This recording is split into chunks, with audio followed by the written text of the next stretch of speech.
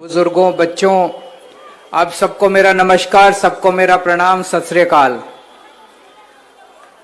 आज मान साहब के साथ, संजीव अरोड़ा जी के साथ, हमारी मेयर साहिबा के साथ आप लोगों के बीच में आके बहुत अच्छा लगा।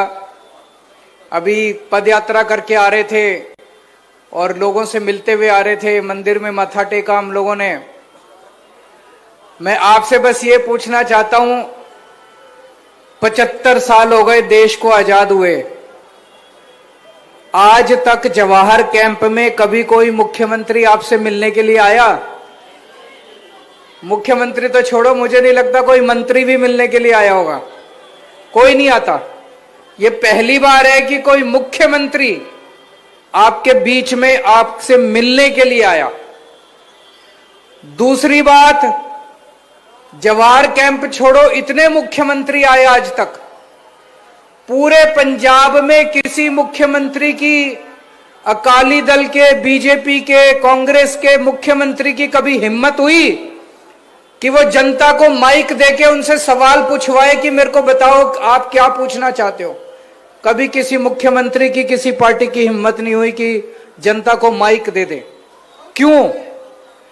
इसलिए नहीं हुई क्योंकि उन्होंने लूट मचा रखी थी, उन्होंने घपले कर रखे थे, उन्होंने पंजाब बर्बाद कर दिया था।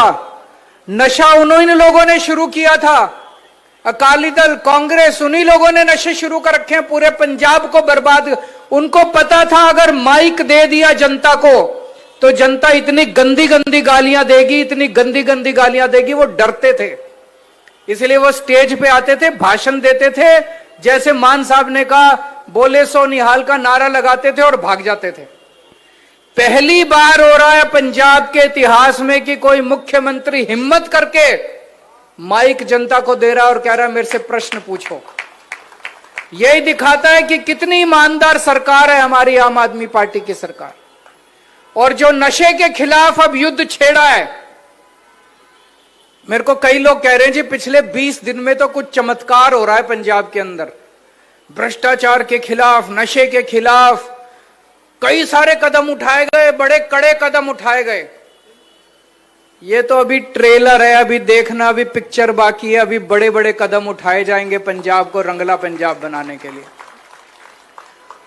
नशे के खिलाफ जो ये युद्ध छेड़ा है, पहले नशे का धंधा ये पार्टियां करती थी, बड़े बड़े इनके नेता शामिल हैं, उनको बख्शा नहीं जाएगा। अभी आने वाले दिनों में देखना कितने बड़े बड़े लोगों के खिलाफ कार्रवाई की जाएगी, किसी को नहीं बख्शा जाएगा। पहले ये लोग धंधा करवाते थे नशे का, हम लोग धंधा नहीं करवाते। हमारा कोई मंत्री, कोई एमएलए, कोई मुख्यमंत्री हमारा नशे के धंधे में शामिल नहीं है।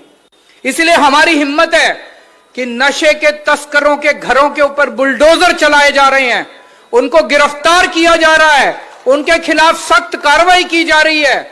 और पुलिस को बोल दिया गया है कि खबरदार अगर कोई नशे के तस्करों के साथ मिलकर काम करेगा तो।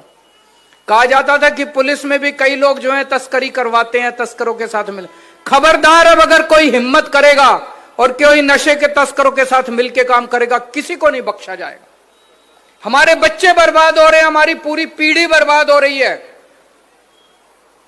पाकिस्तान से आता है ये सारा नशा, वहां से ड्रोन आते हैं, वो बॉर्डर के ऊपर पैकेट फेंक के जाते हैं और वहां से हमारे बच्चे उसको पकड़ के, हमारे नशे के तस्कर उनको पकड़ के और उसको पूरे पंजाब में डिस्ट्रीब्यूट करते हैं।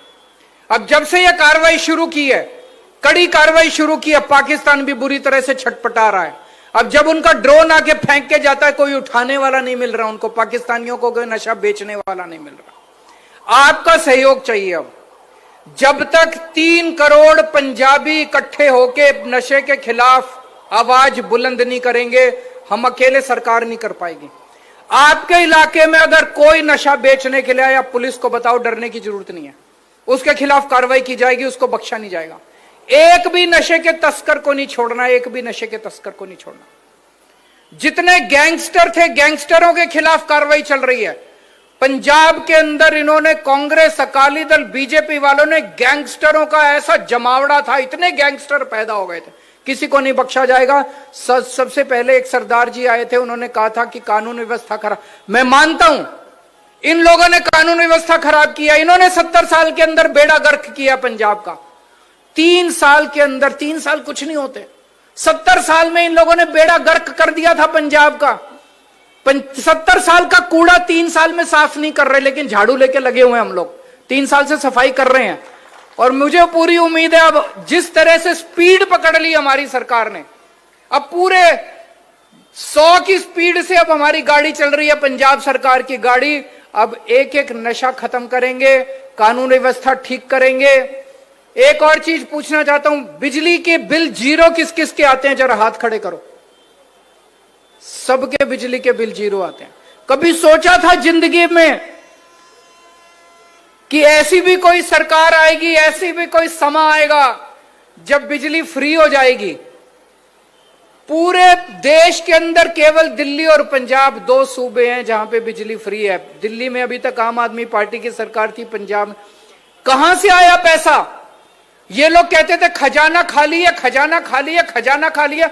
हमने तो नहीं कहा कभी खजाना खाली है, हमारे पास तो खजाना ही खजाना है, आपके लिए इस्तेमाल कर रहे हैं, आपके लिए स्कूल बनवा रहे हैं। अभी एक बच्चे ने क्या, स्कूल ऑफ एमिनेंस बनवा दो, तो जगह जगह स्कूल ऑफ एमिनेंस बन रहे हैं, मोहल्ला क्लिनिक बन रहे हैं, अस्पताल बन रहे हैं। अभी अरोड़ा जी ने कहा जवाहर कैंप की सारी सड़कें अगले 1-1.5 महीने के अंदर आपकी सारी सड़कें बन जाएंगी, अगले 1-1.5 महीने के अंदर आपकी जगह जगह स्ट्रीट लाइट लग जाएंगी। पहले पंजाब में बिजली खूब जाया करती थी, अब पंजाब में बिजली की कमी नहीं है, लेकिन लुधियाने में हमें पता चला कि कई सारे ट्रांसफार्मर खराब हैं, उसकी वजह से आपके कई बार पावर चली जाती है ना बिजली में, गर्मियों में कभी कभी।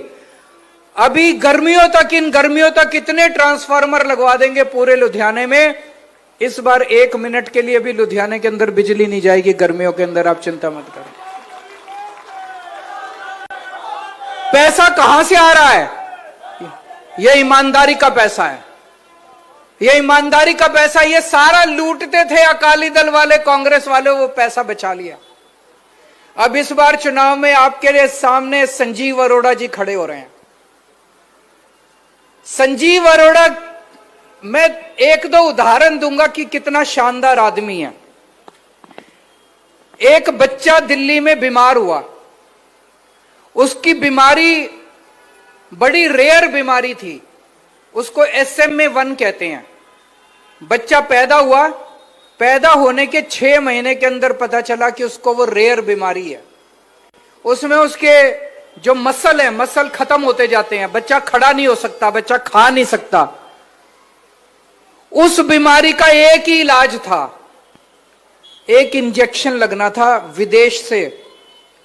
18 करोड़ रुपए का इंजेक्शन, 18 करोड़ रुपए का, सोच सकते हो। वो विदेश से आना था, फॉरेन कंट्री से, 18 करोड़ का इंजेक्शन।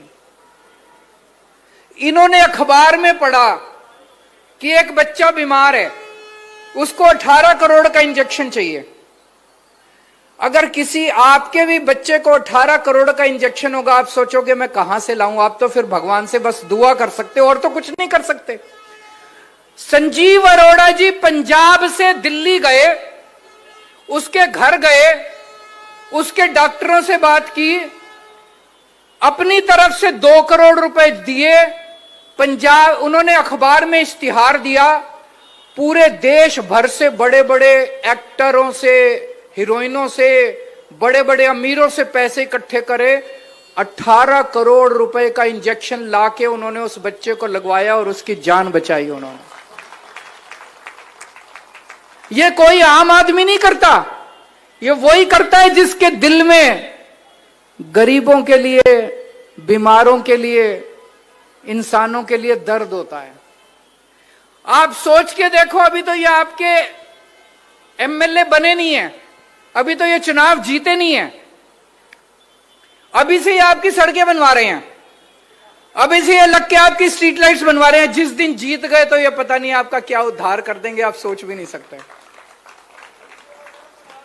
और आखिरी बात, आपका ये जो सिविल हॉस्पिटल है लुधियाने का, इस सिविल हॉस्पिटल में चूहे दौड़ा करते थे, बुरा हाल था, कचरा बना पड़ा था। इन्होंने चंदा इकट्ठा कर करके सिविल हॉस्पिटल शानदार बनवा दिया। कल उसका उद्घाटन होने जा रहा है। अपने पैसे से और पूरा चंदा इकट्ठा करके। अब आप लोगों से यही निवेदन है, अब चुनाव होने जा रहा है, आम आदमी पार्टी की सरकार है, आम आदमी पार्टी का एमएलए बनेगा, तो सारे अफसरों को, जैसे आज सारे अफसर यहां मौजूद हैं, municipal commissioner, police commissioner, DC, सारे आए हुए हैं, अगर इनको जिता के भेजोगे, ये सारे अफसरों को आपके बीच में लाके आपके छोटे से छोटे काम भी करा के जाएंगे, बड़े से बड़े काम भी करा के जाएंगे। और अगर आपने कांग्रेस और बीजेपी वालों को जिता दिया, उनकी तो चलेगी नहीं, क्योंकि सरकार तो आम आदमी पार्टी की है, तो वो तो कोई काम करा नहीं सकते, वो तो बस लड़ेंगे विधानसभा के अंदर बैठ के, मान साहब को गालियां देंगे, बड़ी अच्छी अच्छी गालियां देंगे, और काम आपके सारे रुक जाएंगे, काम नहीं हो पाएंगे आपके। तो काम कराने हैं तो संजीव अरोड़ा जी को वोट दे देना, गालियां सुननी है कि वो गंदी गंदी गालियां दे मान साहब को, तो बीजेपी और कांग्रेस और अकाली दल को वोट दे देना। बोले सो निहाल।